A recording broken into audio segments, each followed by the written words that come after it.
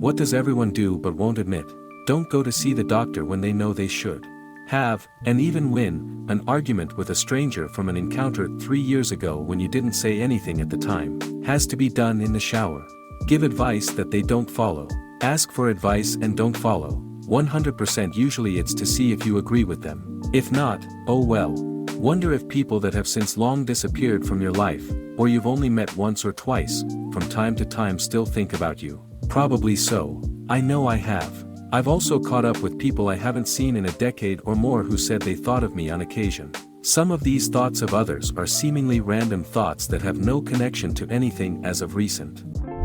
Tried to sing, like, really good. When I'm alone, I be hitting those high notes even though I sound like a dying walrus. Rehash conversations or plan future ones with people who aren't there. Edit, thanks for all the karma and awards. The half of us that do this apparently go hard.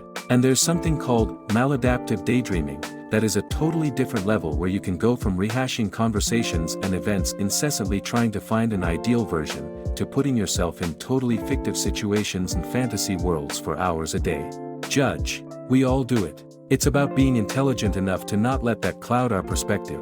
Also, sometimes it's okay and even good to judge. Sometimes people are bad for you to be around, and that's important to recognize. Being judgmental is only a bad thing if you're overly so and or do it for bad reasons, imo. But even with that, yeah, we all do it. Pick their nose and scratch their ass. Take a huge dump and just sit there like, damn, that was awesome. I got mugged once, and they took my camera. The last picture that I ever took on it was a glorious bono of a turd that I couldn't bear to leave undocumented. I was furious about losing my passport/wallet etc., but liked the idea of the ratty little fucker who took them being amazed and terrified by a picture of a turd.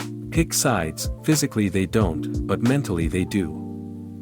Think about compliments given by someone years ago. When I was a freshman in high school, I had this super shaggy hair until I got frustrated with it and cut it. This girl in my social studies class noticed, lit up, and said, "I can see your face." I forget what I said in response exactly, but I was clearly shy about it, and she went on, "It's a very good thing." It's now 25 years later and I never grew my hair out again. Click a pair of tongs together twice whenever they pick one up. Judge people as being horrible human beings for doing things while driving that you excuse as being okay if you yourself do it. Anyone driving faster than me is a maniac, anyone driving slower than me is a moron. A good saying to keep in mind in all aspects of life really.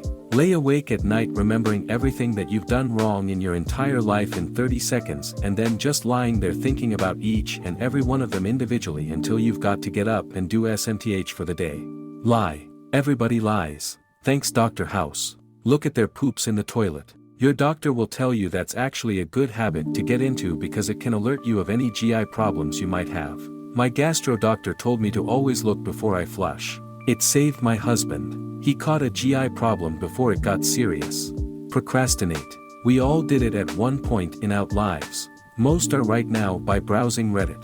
They stare at shit-covered toilet paper to see if they're done wiping. I find it quite gross when people say they don't do this. You're just taking a gamble that you might be walking around with a poopy butthole or what. Wait, there are people who wipe and don't check to see that it's clean before finishing. The fuck?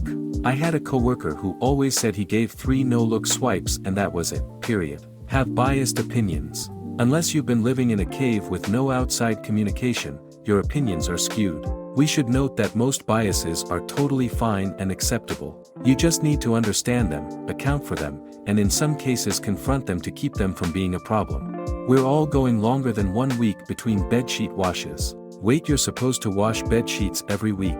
I'm genuinely shocked at myself if I do it every month. You're supposed to do every week because the oil, sweat, and dirt build up and can give you acne and other things. But every 2 weeks is fine or even longer if you shower right before bed. If you want to compromise, you can just wash the pillowcases every week since that's what will increase acne risk the most.